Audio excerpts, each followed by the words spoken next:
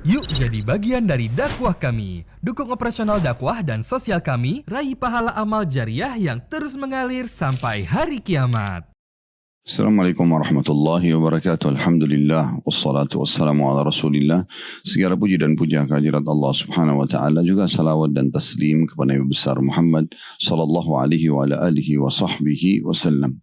Semoga saja di bulan suci Ramadan ini hari-hari kita semua dipenuhi dengan ketaatan kepada Allah Subhanahu wa taala dan dimudahkan juga diberkahi oleh Allah untuk itu, serta kita dijauhkan dari segala macam mara bahaya, ujian-ujian serta juga maksiat. Allahumma amin. Baik, kita akan melanjutkan pada buku kita seperti biasa bila Allah Subhanahu wa taala mudahkan, yaitu menghidupkan sunnah-sunnah yang terlupakan yang ditulis oleh Haifa binti Abdullah Ar-Rashid hafizahullah. Dan kita akan insyaAllah masuk atau melanjutkan bab ketujuh kita, sunnah seputar safar. Sunnah seputar safar. Dan kita sudah membahas pada pertemuan yang lalu di poin A-nya, mengangkat pemimpin rombongan safar. Jadi ini perlu kita ingatkan kembali, saudaraku Siman, bila kita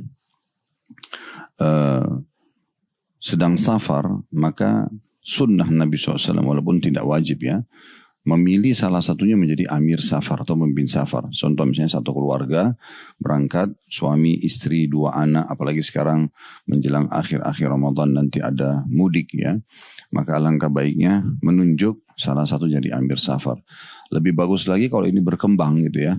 Berkembang walaupun transportasi umum selama mereka kaum muslimin ya, diterapkan sunnah ini. Misal contoh, diterapkannya di bus, ya, di kereta gitu ya. Kalau amir safar itu misalnya supir busnya contoh, karena nanti dia akan mengambil keputusan jalan atau berhenti gitu kan, atau melanjutkan jalan, semua ini masuk dalamnya. Kalau makin kita kembangkan makin bagus ya. Mungkin kalau di pesawat itu pilotnya misalnya, nah ini sangat tepat sekali kalau kita ingin mendapatkan pahala ya. Dan ini sudah kita jelaskan pada pertemuan yang lalu panjang lebar tentang masalah itu. Ya, hadis Nabi SAW diriwayatkan oleh Ahmad, wala yahillu li thalathati nafarin yakununa bi ardi falatin illa ammaru alaihim ahadahum. Tidak halal, kata Nabi SAW, bagi 3 orang yang bepergian ke suatu tempat kecuali mereka mengangkat salah satu di antara mereka sebagai pemimpin dalam perjalanan. Sekarang kita masuk ke bahasan lanjutannya, poin B-nya, tentang masalah masih berhubungan seputar safar tentunya, sholat sunnah di atas kendaraan tanpa menghadap kiblat.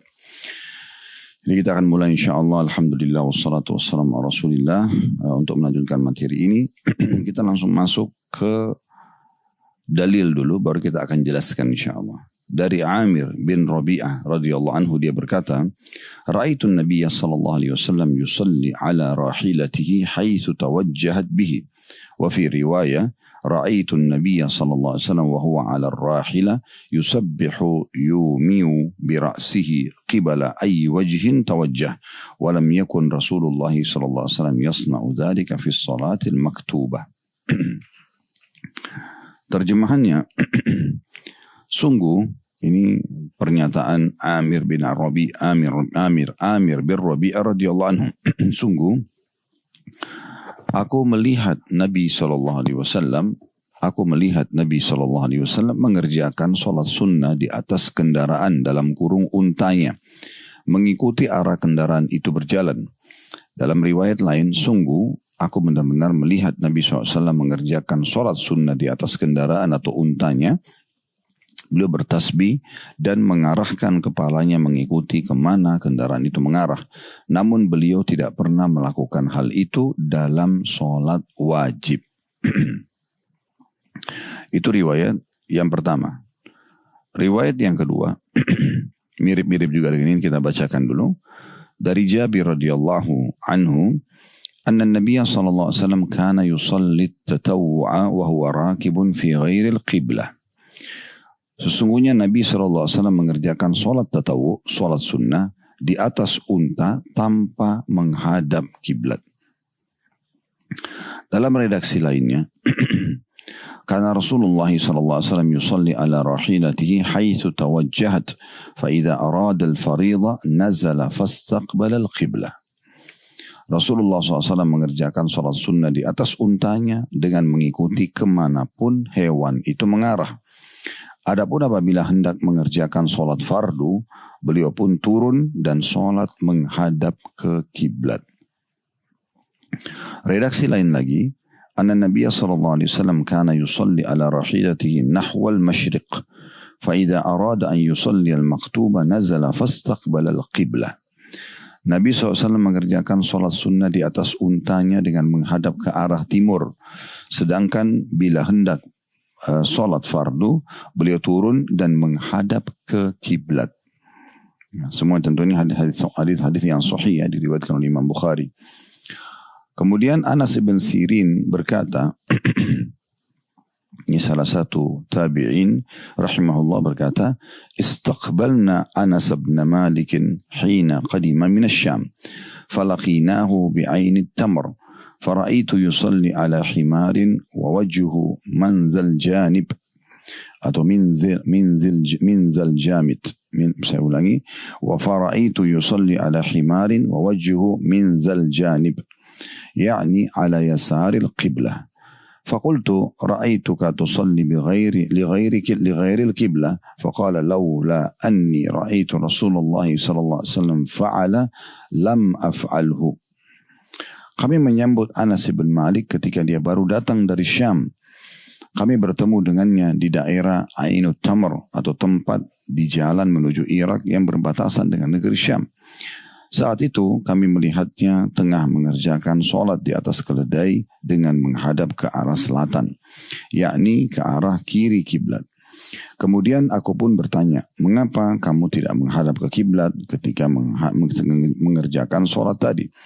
Maka kata Anas radhiyallahu anhu, seandainya aku tidak melihat Rasulullah SAW melakukan hal demikian, tentu aku tidak akan melakukannya.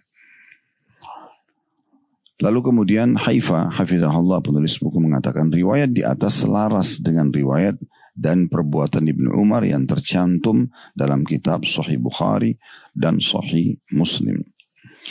Imam Nawawi rahimahullah berkata, hadis-hadis tersebut membolehkan sholat sunnah di atas kendaraan dalam kurung unta ataupun tunggangan lainnya dengan menghadap ke arah mana saja kendaraan itu mengarah menurut ijma' kaum muslimin. Riwayat-riwayat ini, saudaraku seiman, setelah kita dengarkan semua sama-sama tadi, memberikan kepada kita banyak sekali manfaat. Yang pertama tentunya kedudukan semua sahabat yang meriwayatkan hadis ini. Dimulai dari riwayat yang pertama tadi, Amir bin Rabi'ah radhiyallahu anhu. Riwayat yang kedua dengan 3 redaksinya itu diriwayatkan oleh Jabir radhiyallahu anhu. Sementara riwayat yang ketiga diriwayatkan oleh tabi'in Anas bin Sirin rahimahullah tentang atau mengenai perbuatan Anas bin Malik radhiyallahu anhu. Semua ini adalah kedudukan-kedudukan beliau-beliau karena menukil apa yang mereka ketahui tentang masalah solat sunnah Nabi SAW yang dikerjakan pada saat berada di atas kendaraan. Pelajaran yang kedua, bahwasanya Allah Subhanahu wa taala memberikan rukhsah atau keringanan bagi orang-orang yang sedang berada di atas kendaraan. Ya, di masa dulu orang di atas unta sama kuda. Sekarang pun masih banyak orang yang menunggangi kuda dan unta gitu ya. Mungkin kalau kita kembangkan di masa sekarang ada mobil, ada kereta, ada bus ya. Ada pesawat, ada kapal laut ya. Semua ini ya kendaraan di masa kita sekarang. Walaupun nanti akan ada kita rincikan ya. Yang jelas kendaraan-kendaraan ini semuanya dibolehkan sholat sunnah dimanapun arah kendaraan tersebut sedang mengarah. Contoh misalnya kita sedang menunggangi motor atau kita menunggangi kuda, unta, kemudian motor, mobil, bus, kereta, pesawat. Misal dia mengarah ke arah barat. Sementara misalnya kiblat itu di timur, contoh. Maka dia sekarang sholat saja, nggak masalah. Saya sholat duha, ya. Anda baru keluar dari rumah, naik mobil mau ke kantor. dan Anda tahu sebenarnya ya, bahwasanya Anda belum sholat duha. Terus Anda ingin sholat duha, takut kalau tiba di kantor lupa nanti. Lalu Anda kemudian sholat saja. Ya, sambil duduk, sambil nyetir mobil. Atau kalau ada driver, di belakang misalnya. Seperti biasa, takbir Allahu Akbar, tapi sambil duduk. Kemudian mulai membaca iftitahnya, membaca Al-Fatihah, membaca surah. Lalu ruku dengan sedikit menundukkan kepala. Allahu Akbar misalnya. Baca 2 ruku, bangun, sami Allahu liman hamidah. Kemudian sujud, lebih turun lagi kepalanya. Kemudian baca 2 sujud, lalu duduk lagi di antara 2 sujud. Lalu kemudian sujud lagi yang kedua. Lalu berdiri ke rakaat kedua, Allahu Akbar, tapi sambil duduk saja. Sambil duduk. Kemudian melanjutkan di rakaat kedua mirip seperti rakaat pertama. Nanti pada saat tahiyat pun sama, duduk tinggal seperti orang tahiyat. Tapi posisinya duduk di atas tunggangan, di punggung unta, di punggung keledai, di punggung kuda, di atas motor, ya, di atas mobil, di atas kereta, bus, ya, pesawat, kapal laut. Semua itu tidak masalah, ya, boleh sholat duduk. Dan memang dasar hukumnya sholat sunnah boleh sambil duduk, ya. Walaupun Anda tidak punya uzur. Kalau sholat wajib, ya, diambil dari firman Allah SWT, wa aqimus sholat, dan dirikanlah sholat. Memang kita harus berdiri kalau sholat wajib. Tidak boleh kita sholat sambil duduk. Tapi kalau sholat sunnah dibolehkan. Cuma memang pahala orang yang sholat duduk setengah pahala orang yang berdiri. Itu kalau sholat sunnah. Kalau sholat wajib Anda harus punya udzur. Misalnya memang Anda lagi sakit, nggak memungkinkan Anda berdiri, maka Anda duduk misalnya. Nah itu, atau Anda berada di satu keadaan tidak memungkinkan Anda sholat berdiri. Tidak memungkinkan sama sekali misalnya.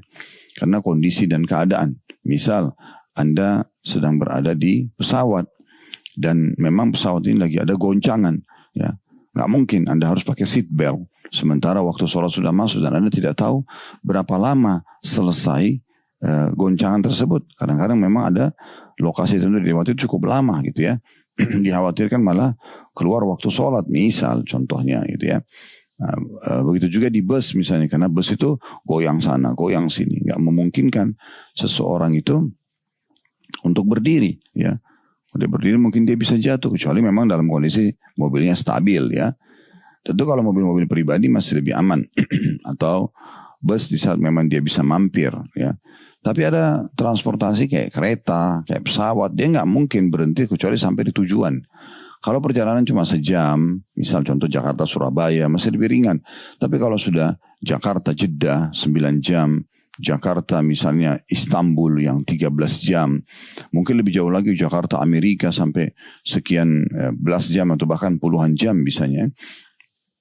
Maka itu sesuai dengan kondisi dan keadaan Anda tentunya, ya. Nah kita bisa bicara di lingkup sholat sunnah dulu. Lingkup sholat sunnah, ya. Ini sholat sunnah itu sebenarnya boleh-boleh saja. Tapi kalau sholat wajib itu harus berdiri, ya. Dan juga poin yang keduanya adalah kalau sholat sunnah boleh mengarah kemana saja. Ini pelajaran selanjutnya dari hadis ini, pelajaran yang ketiga.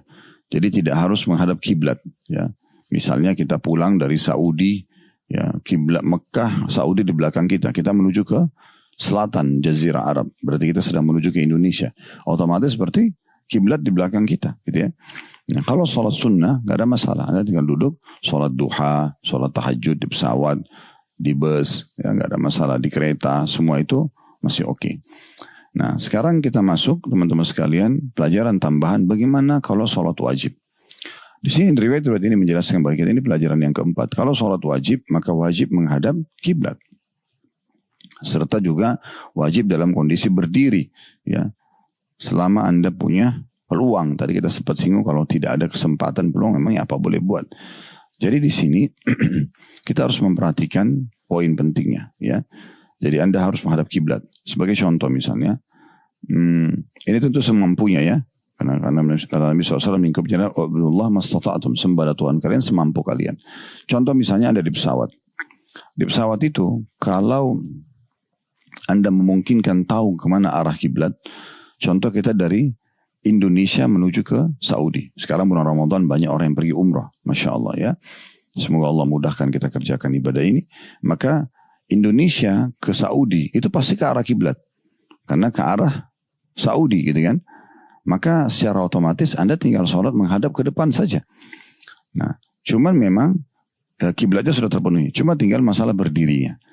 Nah, usahakan di kursi Anda itu, kalau Anda di pesawat, kalau sholat wajib ya, kalau sholat sunnah duduk juga nggak masalah. Maka Anda berdiri. Di ekonomi atau di bisnis, Anda berdiri, Anda takbir Allahu Akbar, lalu Anda baca doa, iftitah, Anda baca Al-Fatihah, Anda baca surah tertentu.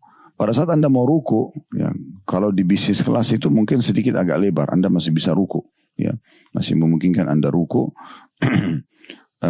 Kalau memungkinkan, kalau tidak memungkinkan, kalau yang biasa saya lakukan di bisnis kelas adalah saya coba lonjorin ya, karena bisnis kelas itu bisa di fullkan menjadi seperti tempat tidur ya, sehingga kita bisa berdiri. Kalau saya lakukan adalah saya berdiri semampu saya. Kalau di bisnis kelas biasanya gitu masih bisa ya. Kaki kita di kiri kanan, tempat tidur dulu gitu di tengah-tengah, kemudian kita takbiran, kita sholat seperti biasa, ruku segala macam, sujud, semuanya bisa normal gitu ya. Tinggal mencari arah kiblatnya saja gitu ya. Kiblatnya kemana kita bisa sholat seperti itu. Cuma memang yang repot adalah ekonomi ya. Kalau kita sedang menuju ke Saudi, maka kita arah kiblat. Maka Bapak Ibu yang rahimakumullah yang sedang berada di kelas ekonomi, berdiri saja pada saat takbir ya. Kalau kita dari Jakarta, dari Indonesia ke Saudi, karena kiblat di depan. Allahu Akbar, kita berdiri. Baca iftitah, baca surah, Al-Fatihah, baca surah. Pada saat mau ruku ya apa boleh buat, kita harus duduk. Karena kondisi tidak memungkinkan. Ya, nggak mungkin kita ruku karena kursi sangat dekat. Maka duduklah pada saat ruku, ya, baca doa ruku. Kemudian Anda juga i'tidal, sami Allah liman hamidah. Coba Anda berdiri. Ya, Anda berdiri. Kalau Anda masih mampu, ya lagi tidak ada goncangan di pesawat, sami Allah, mana berdiri dulu. Kemudian pada saat sujud Anda duduk lagi, lalu sujud. Ya. Duduk di antara dua sujud, sujud lagi. Rakaat kedua Anda berdiri lagi. Allahu Akbar, berdiri lagi. Baca Al-Fatihah, baca surah. Anda ruku, duduk dulu. Lalu Anda ruku. I'tidal, Anda berdiri lagi. Sami Allah liman hamidah. Pada saat sujud, Anda duduk, lalu Anda sujud. Ya, dalam kondisi semampu Anda. Dan umumnya sih kalau kita sholat duhur asar itu, ya biasanya insya Allah 2 rakaat kita jamak qasar ya. Lalu Anda salam. Nah seperti itulah. Kalau Anda berangkat misalnya dari Indonesia, masih memungkinkan tiba di sana untuk sholat maghrib dan isya di lokasi Anda nanti, Anda sholat saja di lokasi Anda. Ya, saya sering kali kalau bimbing jemaah, kami masuk ke Madinah, tiba misalnya jam 3 sore, atau tiba jam 6 maghrib misalnya contoh, masih ada waktu spare, kita masih bisa sholat di Masjid Nabawi misalnya, atau kalau tiba di Jeddah kita masih bisa masuk ke Masjidil Haram jamak takhir maghrib sama isya, maka Anda tunda saja ke sana untuk mengejar juga keutamaan masjid ya. Ini salah satu pilihan yang menarik sebenarnya gitu. Nah tertinggal sekarang teman-teman sekalian, bagaimana kalau terbalik, kita balik dari Saudi ke Indonesia, otomatis kiblat kita di belakang, itu otomatis ya.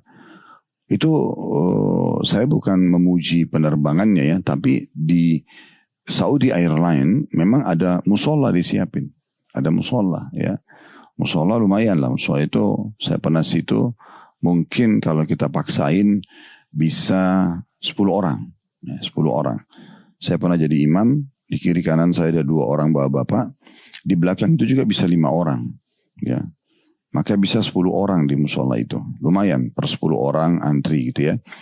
Nah ini mudah sekali. Karena kita bisa kiblat ya. Kita bisa ke arah kiblat. Karena kalau menuju ke Saudi tinggal sholat menghadap ke depan, ikuti pesawat, arah pesawat. Tapi kalau kita ke Indonesia berarti kita membelakangi ya. Pilotnya atau arah pesawatnya selesai. Nah, cuma yang dari kendala sekarang pesawat-pesawat yang tidak punya musola, seperti apa kira-kira? Khusus bisnis kelas masih ada solusi. Itu yang saya lakukan. Misal kemarin kami baru balik dari umrah Ramadan, maka yang saya lakukan adalah kursi bisnis kelasnya dilonjorin full, kemudian kaki saya berada di kiri kanan kursi, lalu saya berdiri sholat. Jadi ini bisa normal saja, tinggal menghadap ke belakang pesawat itu ya, lawan arah karena kiblat ke sana. Lalu bisa berdiri, bisa ruku ya, bisa semuanya semua utuh. Kalau di bisnis kelas itu tidak masalah. Kalau ekonomi yang jadi kendala, ya, ekonomi ini karena tidak ada tempat lain, ya, tidak ada tempat lain.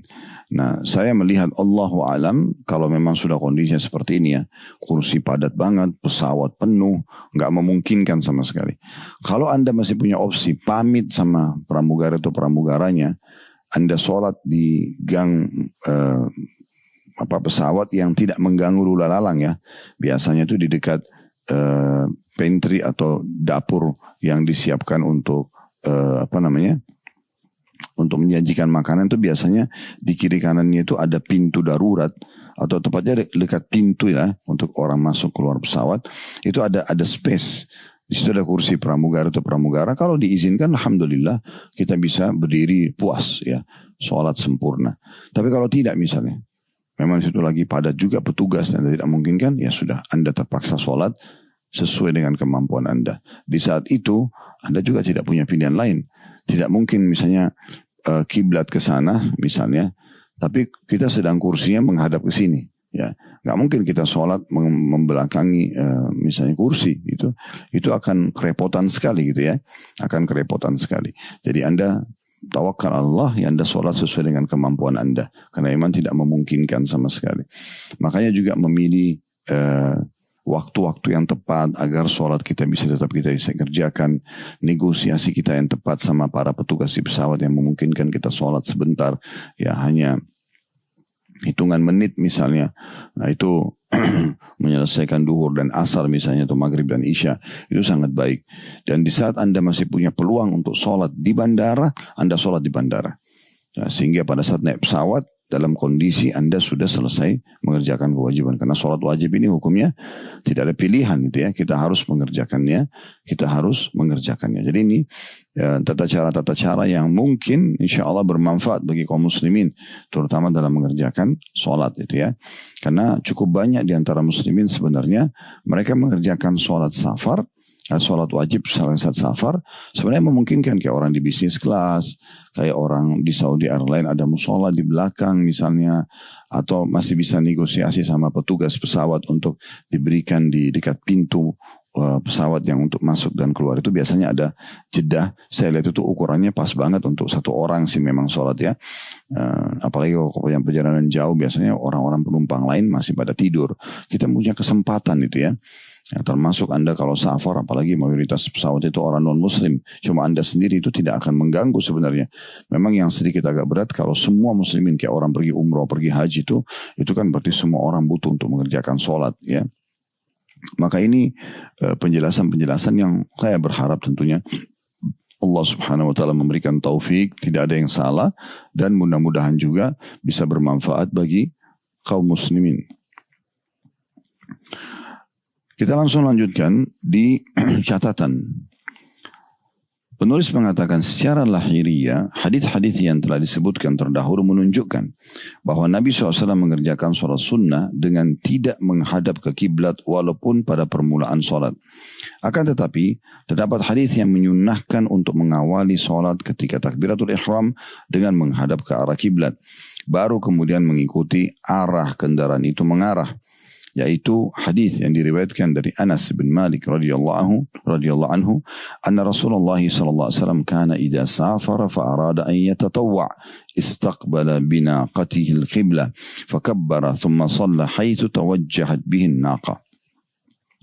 Rasulullah SAW jika bepergian dan hendak mengerjakan sholat sunnah, beliau menghadapkan untahnya ke arah kiblat lalu bertakbir. Dan setelah itu beliau sholat mengikuti kemana untah itu mengarah. Hadits ini diriwayatkan oleh Ahmad, Abu Dawud dan Al-Baihaqi dalam kitab Al-Kubrahnya. Juga oleh yang lainnya. Riwayat tersebut pun disahihkan oleh mayoritas ulama. Di antaranya mereka yang mentahqiq Al-Musnad dan Al-Albani. Maksudnya Al-Musnad, Musnad Imam Ahmad ya. Mentahqiq berarti mereka menelusuri kembali hadis-hadisnya. Dan Al-Albani rahimahullah nama ulama atau julukan seorang ulama hadis yang masyhur. Al-Hafidh Ibnu Hajar menyebutkan dalam Bulughul Maram sanad hadis tersebut hasan. Akan tetapi Ibnu Qayyim rahimahullah menyatakan hadis tersebut perlu diteliti kembali. Alasannya semua sahabat-sahabat ridwanul alim yang meriwayatkan sifat salat sunnah Nabi SAW di atas untanya menyebutkan secara mutlak bahwasanya beliau mengerjakan salat sesuai dengan arah unta itu menghadap. Mereka juga tidak mengecualikan takbiratul ihram dan gerakan-gerakan lainnya. Oleh karena itu, riwayat hadis Amir bin Rabi'ah, Abdullah bin Umar dan Jabir bin Abdullah radhiyallahu anhum ajma'in yang sebelumnya tadi sudah disebutkan lebih sahih daripada hadis Anas radhiyallahu anhu, wallahu a'lam. Artinya pendapat Imam Ibnu Qayyim rahimahullah di sini adalah sangat bijak ya. Karena betapa repotnya kalau seseorang itu harus mencari dulu mana arah kiblat kalau dia mau sholat sunnah, lalu kemudian dia mulai sementara dia di kereta api, sementara dia di pesawat gitu ya.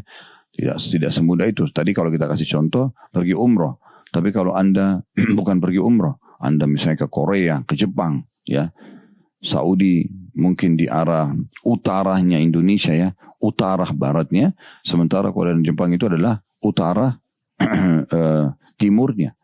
Nah, itu kan agak repot ya. Jadi bagaimana mempertemukan kiblat itu? Kita betul-betul harus punya alat yang sangat canggih. Maka kita menyembah Allah sesuai dengan kemampuan kita. Kita tidak mungkin meninggalkan sholat gitu ya. Syukur-syukur kalau misalnya kita pakai pesawat, memang pesawat muslim yang memang pilotnya juga bisa memandu kita. Tapi kalau enggak, ini jadi masalah baru ini ya. Saya pernah menuju ke Amerika waktu itu pakai Korea Air ya. Gak ada orang muslim di situ. Saya katakan semua orang rata-rata non muslim kelihatannya ya. Mayoritas lah, mungkin ada orang muslim beberapa, tapi saya lihat dari penampilan mereka ya dan segala macam secara umum seperti orang non muslim, sehingga mereka pun makan makanan yang apa di situ bebas. Dan saya sempat karena dilihat mungkin performanya dilihat muslim, maka sempat petugas pesawat datang dan menanyakan kepada saya, Anda mau makan apa gitu ya. Terus saya katakan, saya mau makan yang sayuran saja. Saya coba hindari yang daging-daging. Saya khawatir nggak halal gitu. Dan memang sebelum naik pesawat, belum sempat kami pesan makanan khas, itu makanan halal gitu ya. Maka setelah saya pesan buah-buahannya, sayurannya, saladnya misalnya, terus saya tanya, ini yang makanan-makanan ini ada apa? Terus dia sebutkan kalau ini mengandung babi, ini mengandung babi, ini mengandung babi. Ya, belum lagi kalau yang mencampur wine ya, mencampurkan dengan minuman beralkohol dan segala macam. Maka itu risikonya sangat besar. Makanya kalau Anda pun keluar negeri, usahakan cari pesawat-pesawat yang muslim ya. Ada, alhamdulillah kita ada Garuda, selama ada jalur Garuda sampai ke negara yang Anda tuju itu bagus. Ada Saudi Airline, ada Qatar Air, ada Uni Emirat ya, ada Ittihad, ini juga masih punya Uni Emirat, ada mungkin Turkish ya, ada Malaysian Air, ada pesawat-pesawat yang Jordan Air misalnya, Egypt Air ya, cukup banyak pesawat-pesawat yang kita bisa pilih ya, yang mudah-mudahan kita berharap itu pastinya mayoritasnya muslim ya, yang menggunakan jasa ini, dan masih bisa kita komunikasikan untuk masalah kiblat dan juga kepastikan kehalalan makanan di situ. Karena setahu saya Allahu alam, bersangka baik dengan pesawat-pesawat milik negara-negara muslim ini, mereka mustahil memasukkan babi di pesawat mereka ya. Allahu a'lam. Walaupun kadang-kadang masih ada yang minuman kerasnya ya, tapi itu sangat mudah untuk kita hindari. Jadi ini diantara poin-poin yang perlu kita garis bawahi. Dan kalau bertemu antara riwayat satu orang sahabat seperti Anas bin Malik tadi, bahwasanya Nabi SAW kalau berangkat dan beliau sholat sunnah, maka beliau menghadapkan dulu kiblat, untanya ke kiblat, lalu kemudian baru beliau sholat ke arah mana saja. Nah, tapi hadis ini satu dan sanadnya hasan. Jadi kata Ibnu Hajar rahimahullah. Namun 3 buah hadis tadi yang diriwayatkan Bukhari dari hadis Amir ibn Rabi'ah, kemudian Abdullah bin Umar dan Jabir bin Abdullah radhiyallahu ajma'in, ini adalah hadis-hadis yang sahih. Maka tentu saja 3 riwayat ini didahulukan, dan ini lebih memudahkan bagi kaum muslimin. Sejalan juga dengan makna riwayat Aisyah radhiyallahu anha di mana beliau mengatakan Nabi SAW tidak diberikan 2 pilihan kecuali beliau pilih yang lebih mudah dari keduanya. Kemudian penulis melanjutkan di statement terakhirnya, di 2 paragraf terakhir dalam bahasan poin B ini, masalah sholat di atas kendaraan atau tunggangan. Mungkin saja, kata beliau, kedua hadis ini bisa dikompromikan sehingga hadis Anas radhiyallahu anhu difahami bahwa hal itu ditujukan bagi orang yang memungkinkan untuk menghadap ke arah kiblat. Karena Allah Subhanahu wa taala berfirman, yuridullahu bikumul yusra wa la yuridu bikumul usr. Allah menghendaki kemudahan bagimu dan tidak menghendaki kesukaran bagimu. Ini ayat Al-Quran Al-Baqarah surah nomor 2 ayat 185. Dan jika tidak memungkinkan baginya menghadap ke kiblat, orang tersebut boleh mengerjakan sholat dengan menghadap kemana saja unta itu menghadap. Pada zaman sekarang, hal tersebut dilakukan di atas pesawat, terbang, mobil, dan alat transportasi lainnya. Hanya saja, seorang pengemudi atau supir terkadang tidak mungkin melakukannya karena dikhawatirkan dapat menimbulkan kecelakaan ketika membelokkan arah kendaraannya. Jadi artinya semudahnya saja. Nah ini statement yang terakhir yang disampaikan oleh Haifa hafidhahullah, penulis buku ini menarik sekali ya. Karena kalau kita harus mengikuti hadis Anas tadi bahwasanya diarahkan dulu kiblat ya, tiba waktu sholat nih, sementara di tengah-tengah tol misalnya. Terus kalau hadis Anas adalah kita harus arahkan dulu kiblat. Misal kiblat itu lawan arah dia. Masa dia harus putar dulu mobilnya, ngarahkan, kemudian orang silakan sholat lalu dia putar balik lagi. Itu kan agak sulit ya, kadang-kadang putarannya pun, tempat mutarnya pun sangat jauh misalnya. Termasuk pesawat, nggak mungkin misalnya, dan seterusnya. Oleh karena itu, ya sesuai dengan kemampuan. Allahu a'lam. Nah, ini termasuk yang merupakan sunnah dalam safar. Sekarang kita masuk juga di poin ini ya, dan insya Allah mungkin kita tutup dengan poin ini ya. Ini poin C, berhubungan dengan masalah bahasan masih safar, bertakbir ketika menanjak dan bertasbih ketika turun. Jadi pada saat menanjak, menukik, kita bertakbir, Allahu Akbar dan seterusnya. Apakah mobil kita menukik, kitanya juga jalan kaki, menunggangi kuda, unta, apalah transportasi kita ya. Kereta mungkin jarang ya menukik itu ya. Tapi kayak bus, mobil, pesawat pada saat landing, ya, take off itu semua itu adalah sunnah. Di sini masuk kita ya, bertakbir, dan di saat dia turun ya, landing kalau pesawat ya, mungkin kalau mobil turun dari sedikit tempat yang tinggi, motor dan seterusnya, maka kita bertasbih. Ini nggak ada hubungannya sama sholat ya, walaupun dalam kondisi tidak sholat, tidak suci pun, ini adalah sunnah bertasbih, memuji Allah Subhanahu wa taala. Kita coba baca riwayatnya. Al-Bukhari meriwayatkan dalam sahihnya dari Jabir bin Abdullah radhiyallahu anhuma. Saya katakan radhiyallahu karena Jabir dan Abdullah ayahnya adalah sahabat. Mereka berkata, atau dia berkata, kunna idza sa'idna kabbarna wa idza nazalna sabbahna. Apabila kami berjalan menanjak, kami bertakbir. Sedangkan apabila kami berjalan turun, maka kami bertasbih. Ya, jadi kalau naik Allahu Akbar, kalau turun Subhanallah. Dalam riwayat lainnya disebutkan mengenai tata cara takbir ini, yaitu bertakbir sebanyak 3 kali, seperti yang diriwayatkan oleh Imam Bukhari dan Muslim dari Ibnu Umar radhiyallahu anhuma, karena Nabi sallallahu alaihi wasallam idza qafala min al-hajj aw al-umrah yaqulu kullama awfa ala thaniyatin aw fadfada أو فدفد ya. Kullama awfa ala thaniyatin aw fadfadin kabbara thalathan. Apabila Nabi SAW pulang dari haji dan umrah, setiap kali beliau melalui jalan menanjak atau penuh dengan kerikil, beliau bertakbir sebanyak 3 kali. Ibnu Hajar rahimahullah menjelaskan dimaksud dari hadis Ibnu Umar radhiyallahu anhuma adalah sabda Nabi SAW, kullama awfa ala thaniyatin aw fadfadin kabbara thalathan. Setiap kali beliau melalui jalan menanjak atau penuh dengan kerikil, maka beliau bertasbih sebanyak 3 kali. Beliau bertasbih sebanyak 3 kali. Nah, poin ini juga penting sekali untuk diperhatikan ya. Bagaimana ya, pelajaran pertama, pentingnya seorang muslim selalu peduli dengan sunnah-sunnah Nabi SAW. Dan sunnah Nabi banyak sekali. Nah, di antaranya buku ini, ya kita tahu buku ini Walaupun sebenarnya terlihat sederhana ya, tapi buku ini sampai 322 halaman ya, membahas dengan beragam macam sunnah-sunnah Nabi, yang maksud sunnah Nabi secara hukum fikihnya, dikerjakan dapat pahala, ditinggalkan ya tidak berdosa gitu ya. Nah ini, dan saya sudah pernah ingatkan, cara memahami definisi sunnah menurut pandangan fikih atau mustahab biasanya dijelaskan gitu ya, atau digunakan istilah ini juga, itu kita harus ambil potongan awalnya. Mengerjakannya dapat pahala, meninggalkannya tidak berdosa. Banyak di antara muslimin justru mengambil potongan yang keduanya, yaitu meninggalkan tidak berdosa. Sudah, selama tidak berdosa nggak masalah deh gitu ya, saya kerjakan, tidak usah kerjakan. Padahal sebenarnya potongan awal definisi ini adalah mengerjakan dapat pahala. Itu yang harus kita dahulukan ya, sehingga kita nanti di hari kiamat tidak menyesal, karena banyak sekali ibadah-ibadah yang tidak luput dari kita. Nah itu penting sekali. Baik, di sini kita lihat di antara sunnah Nabi SAW adalah, dan ini umumnya ya, di tengah kota pun kadang-kadang, di beberapa kota ya, saya pernah mengunjungi beberapa kota di negara kita ini ya, semoga Allah jaga insya Allah negara kita dalam keamanan dan ketentraman juga kedamaiannya. Itu memang jalan banyak sekali menukik. Di sekitar Jakarta pun cukup banyak, kalau sudah kita naik ke puncak ya, itu ada jalan menukik, itu kita bertakbir.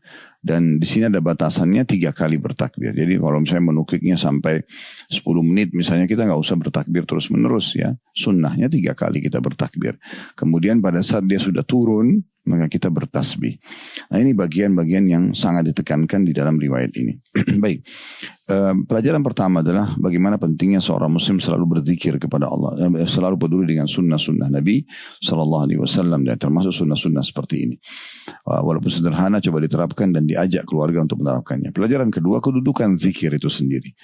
Ya, karena banyak sekali ayat Al-Quran yang menyebutkan tentang perintah berzikir. Wadhkurullaha dzikran katsira, berzikirlah kepada Allah dengan zikir yang banyak. Fadhkuruni adzkurkum, ingatlah dan berzikirlah selalu kepada aku, kata Allah, aku akan ingat kepada kalian.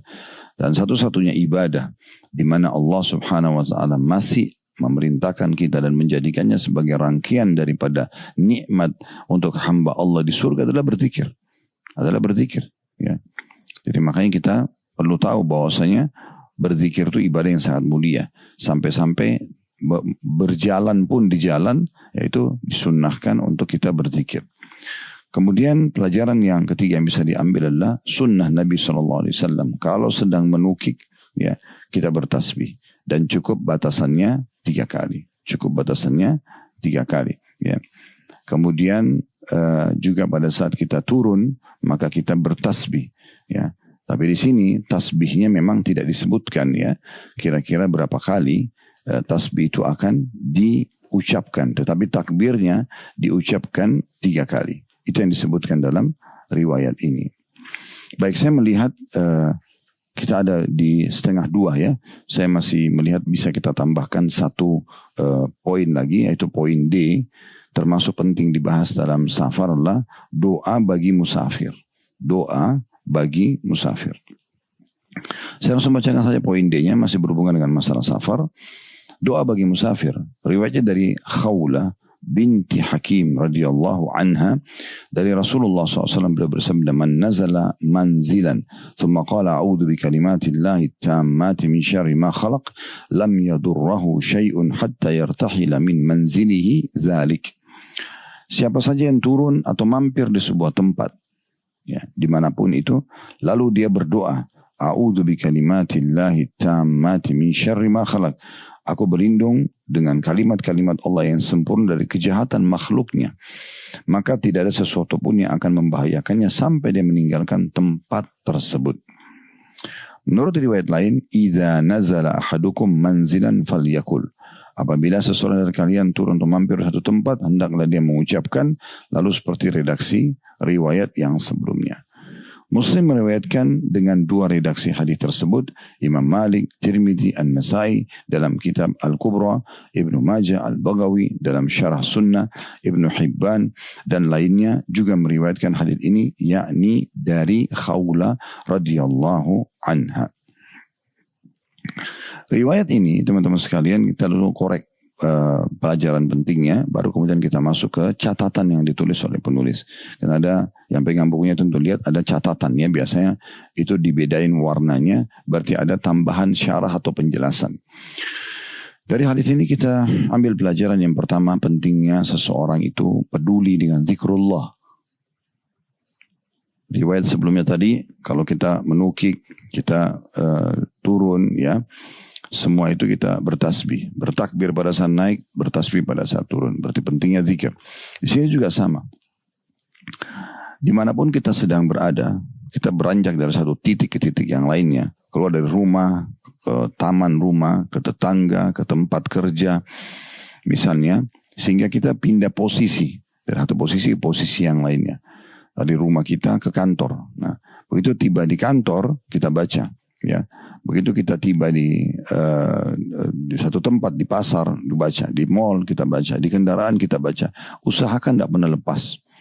Saya subhanallah masih ingat pada saat menjelaskan hadits ini, dosen kami dulu waktu kami masih kuliah di Islamic University Madinah mengajarkan hadits ini, dan beliau mengatakan alangkah indahnya kalau seorang muslim peduli dengan hadits ini dan coba membaca di setiap tempat yang dia berpindah. Beliau mengatakan bahkan dari kamar tidur menuju ke kamar mandi, ya. Dari kamar tidur menuju ke ruang tamu, dari kamar tidur menuju ke ruang makan, dari kamar tidur menuju ke taman misalnya, atau kita kemana saja, walaupun dalam satu rumah gitu ya. Itu penting sekali untuk kita amalkan. Apa sebabnya? Dijelaskan kan dalam sini. Man nazala manzilan. Siapa yang turun atau mampir satu tempat. Tempat ini masih belum jelas gitu ya. Di sini masih belum jelas. Jadi dia tempat mana saja. Jangan ada pengecualian. Jangan bilang oh tempat itu berarti kalau ini saya keluar rumah saja baru saya baca. Enggak. Di mana saja tempat itu. Kemudian dia membaca a'udzu bikalimatillahi tammati min syarri ma khalaq, maka kata Nabi SAW, lam yadurrahu syai'un hatta yartahila min manzilihi dzalik.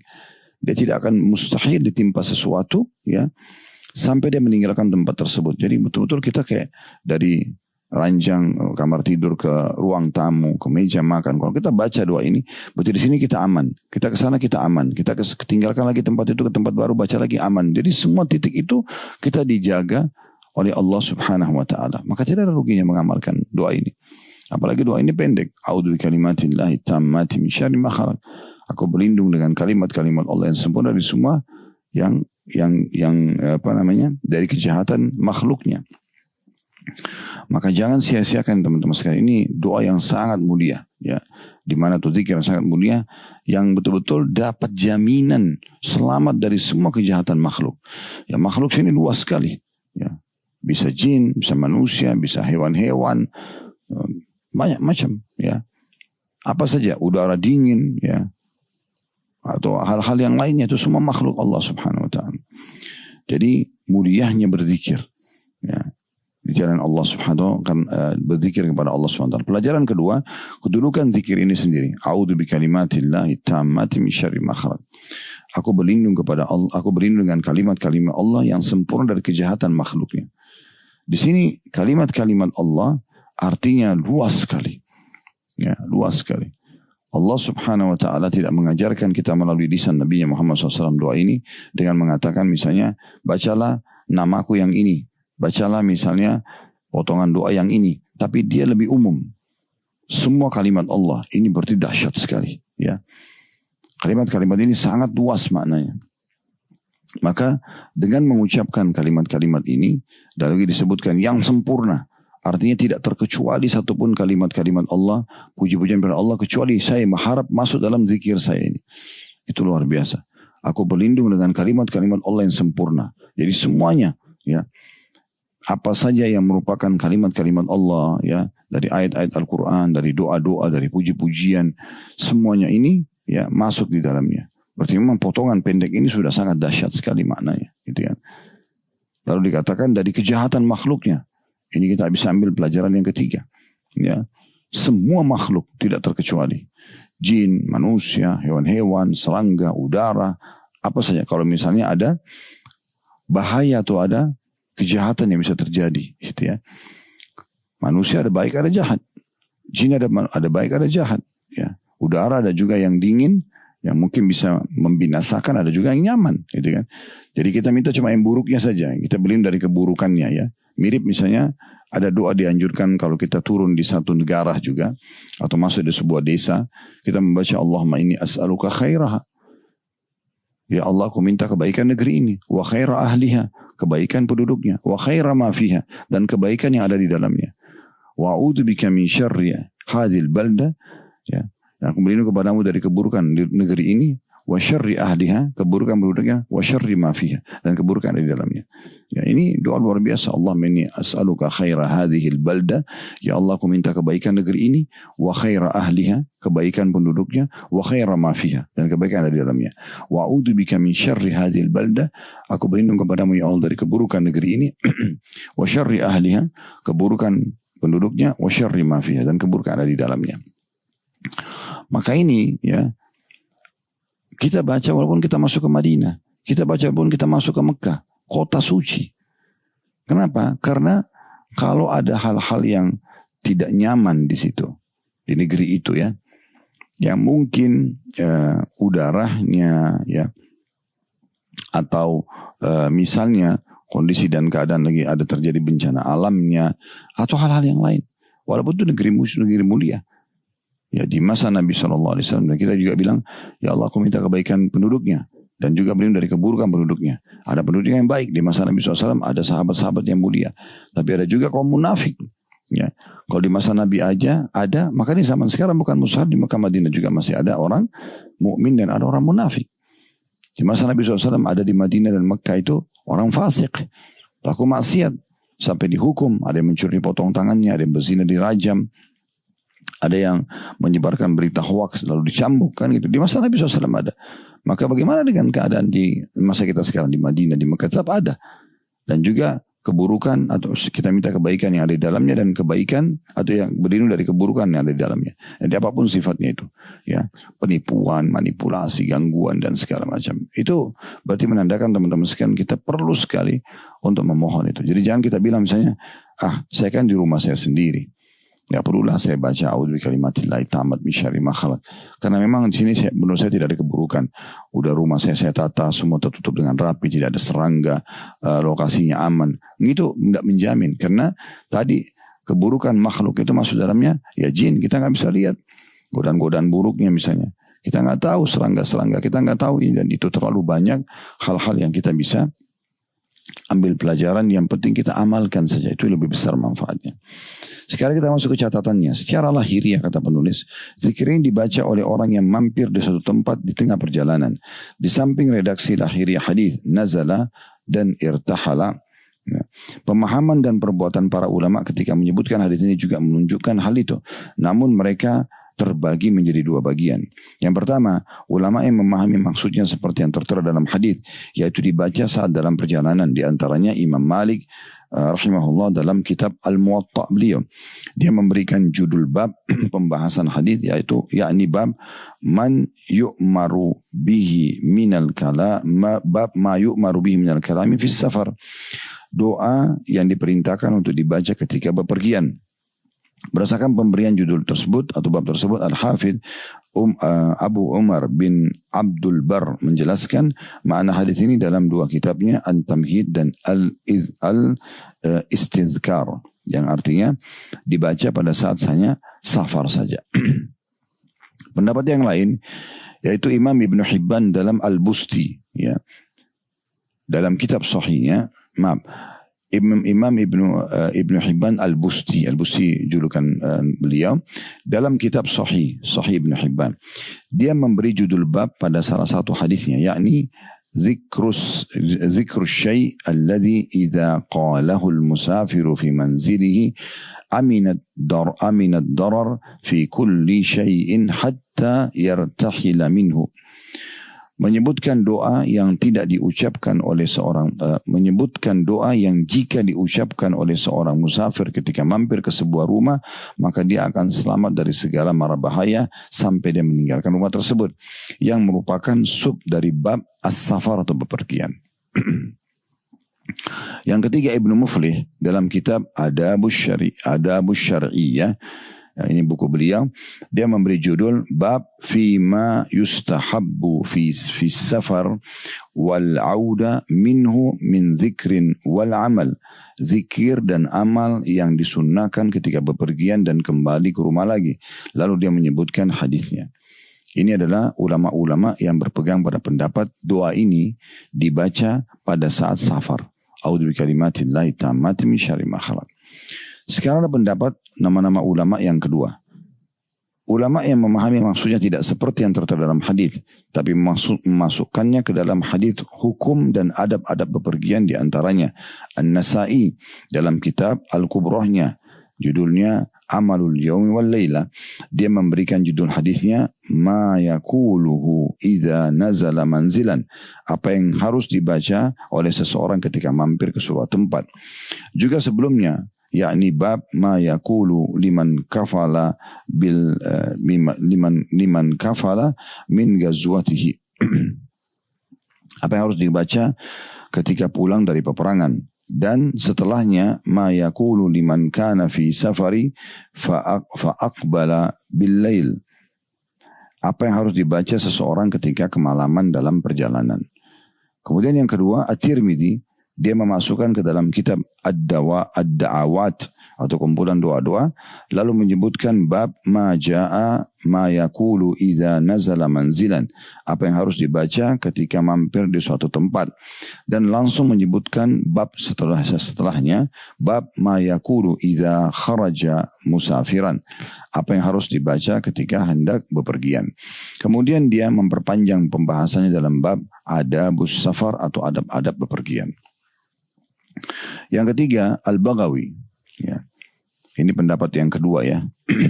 Ia menyebutkan bab apa yang harus dibaca saat mampir di satu tempat. Dan sebelumnya bab ucapan selamat tinggal. Dan setelahnya bab bertakbir ketika melalui jalan menanjak dan bertasbih ketika melalui jalan yang menurun. Dan yang terakhir, yang keempat, An-Nawawi. Demikian yang ia lakukan dalam kitab Adhkar, memasukkan ke dalam bagian zikir-zikir. Ya. Ini catatan pertama tentang masalah bagaimana ulama memandang hadis ini. Jadi ada yang mengkhususkannya pada saat safar saja, dan ada yang mengatakan masih umum. Bisa safar, bisa juga bukan dalam kondisi safar gitu ya. Intinya, perselisihan pendapat ulama ini semua karena mengetahui kedudukan hadis ini. Bagaimana mulianya zikir ini, supaya jangan kita tinggalkan. Ada catatan kedua, hadis lain dengan redaksi, ini kata penulis ya, yang serupa juga menyebutkan bahwa doa ini atau doa itu termasuk bagian dari zikir-zikir yang dibaca pada waktu sore hari. Sebagaimana diriwayatkan oleh Muslim nomor 2709 dari hadis Abu Hurairah radhiyallahu anhu, dia berkata, "Ja'a rajulun ila Nabi SAW faqala ya Rasulullah ma laqitu min aqrabin ladagatni al-bariha." Qala ama law qulta hina amsayta a'udzu bikalimatillahi tammati min syarri ma khalaq lam tadurrak. Seorang datang menemui Nabi SAW lalu mengatakan, ya Rasulullah, semalam aku digigit kalajengking atau disengat kalajengking. Maka kata Nabi SAW, jika kamu membaca doa ini di sore hari, a'udzu bikalimatillahi tammati min syarri ma khalaq, aku berlindung dengan kalimat-kalimat Allah yang sempurna dari kejahatan makhluknya, niscaya kalajengking itu tidak akan membahayakanmu. Wallahu a'lam. Jadi dari sini ada catatan tambahan ya. Dan ini kemungkinan besar catatan ini menambah ya, memperkaya khazanah kita, khazanah ilmu kita ya. Yaitu seseorang usahakan menggabungkan semua ini, dia pada saat safar dia membaca. Ya, dia dan sunnahnya adalah tiba di lokasi dia baca ya. Kemudian juga boleh juga dia membaca pada saat dia sedang tidak safar. Dari rumah tadi ke ruang tamu saya bilang, atau dia ke pasar, atau dia ke rumah orang lain misalnya. Ini juga bisa. Bahkan kalau kita mau gabungkan dengan catatan kedua tadi, alangkah mulianya dan baiknya kalau kita jadikan juga sebagai zikir kita di sore hari. Ya, saya bahkan menemukan di dalam zikir pagi petang, zikir ini dimasukkan oleh sebagian ulama dalam zikir pagi dan petang. Pagi juga dibaca, petang juga dibaca. Berarti menandakan memang kedudukan zikir itu sendiri. Allahu a'lam bissawab. Jadi sampai sini insyaAllah bahasan kita. Kita akan bahas nanti lanjutannya masih di seputar safar. Di poin E, sholat sunnah sepulang dari safar. Sholat sunnah sepulang dari safar ya.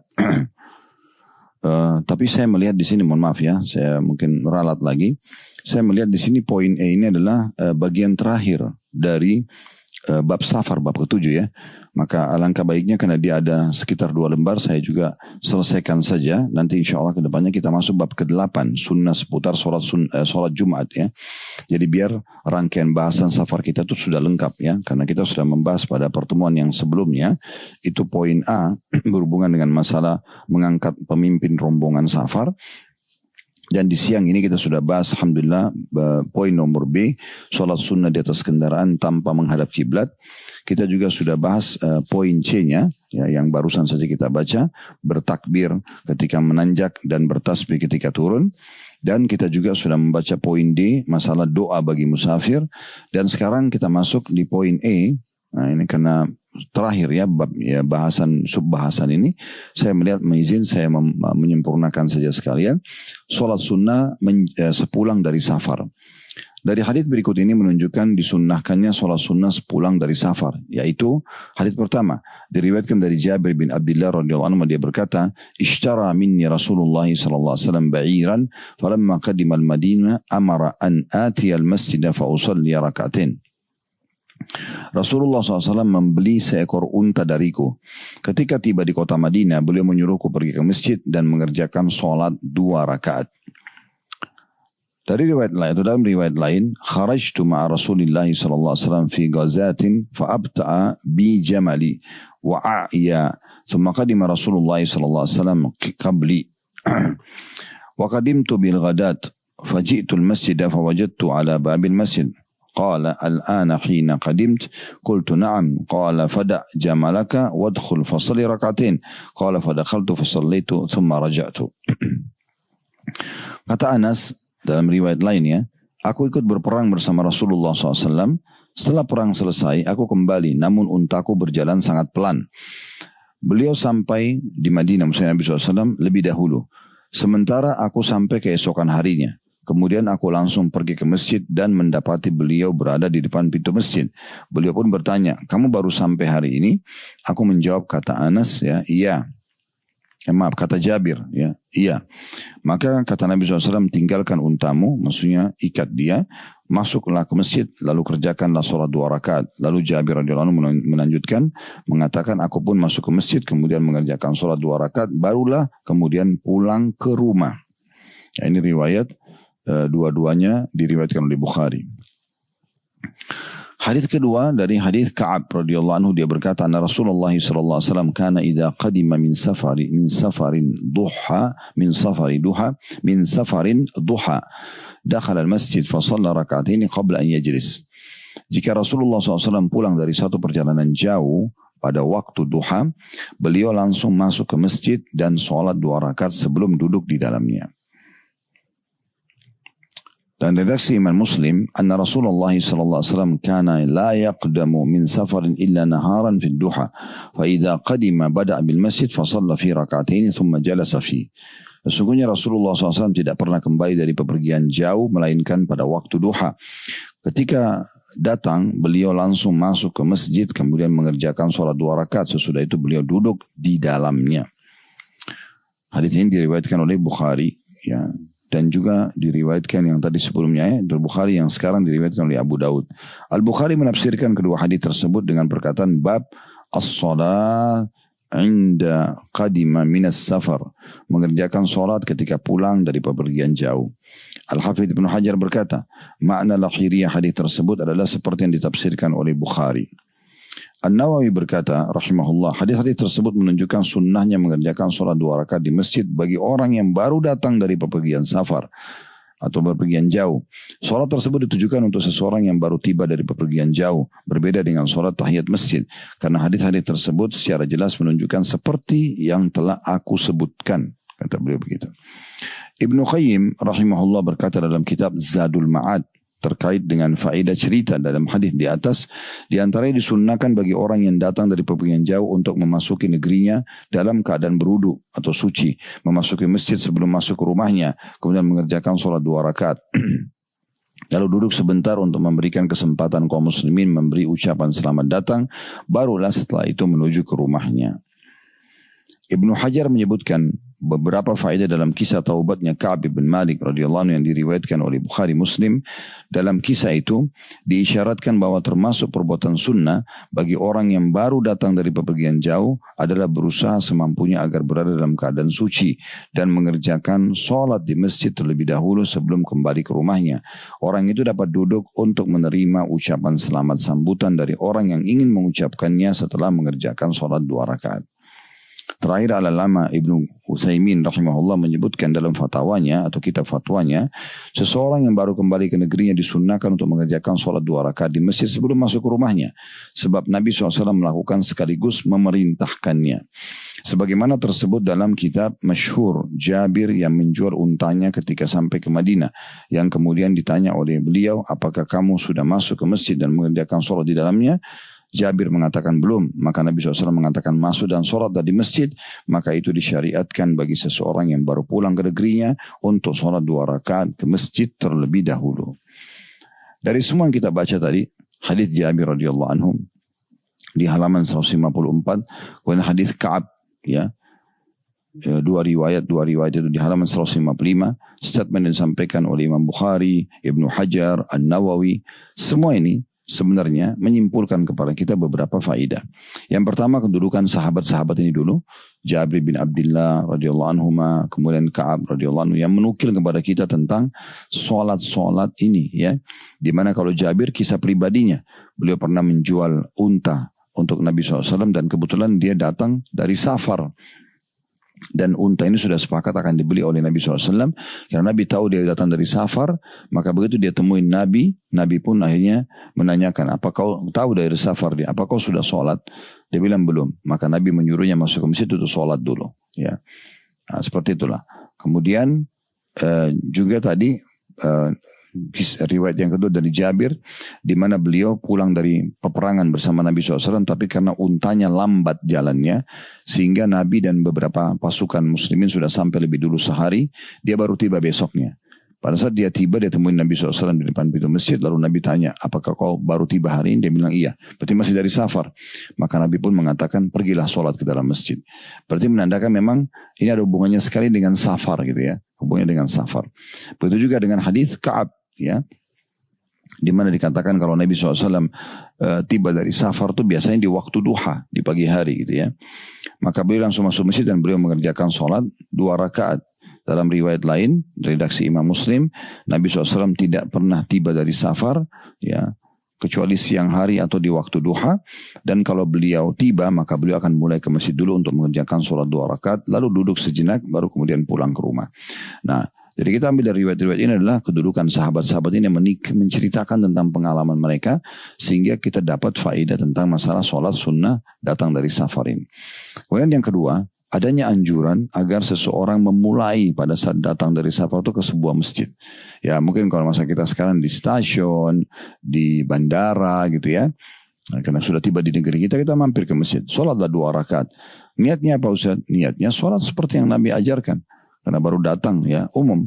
Sholat untuk mengerjakan sunnah Nabi SAW karena dalam safar datang, bukan secara khusus. Dan di sini Imam Nawawi mengatakan ini beda, bukan sholat tahiyat masjid. Memang diniatkan dalam hati untuk niat sholat sunnah datang dari safar itu ya. Dalam hati, tidak ada lafaz khusus di sini. Karena memang ini memang tidak ada penyebutan tentang dia sholat apa gitu ya. Tapi lebih khususnya ada hubungannya dengan datang dari safar. Nah seperti itulah. Dan yang ketiga faedahnya, ini dikerjakan di masjid, bukan di rumah ya. Berarti menandakan ada juga poin memuliakan masjid itu. Karena kita datang ke masjid untuk memberikan penghormatan terhadap masjid tersebut. Lalu kita sholat, baru kemudian kita pulang ke rumah. Tentu ada tambahan kalau yang keempat adalah dianjurkan kalau memang di situ kita termasuk orang yang dikenal di sekitar masyarakat dan kita sholat, maka kita masih memberikan kesempatan kalau ada yang mau mengucapkan selamat datang gitu ya. Kalau tidak ada, maka kita segera pulang ke rumah. Allahu a'lam.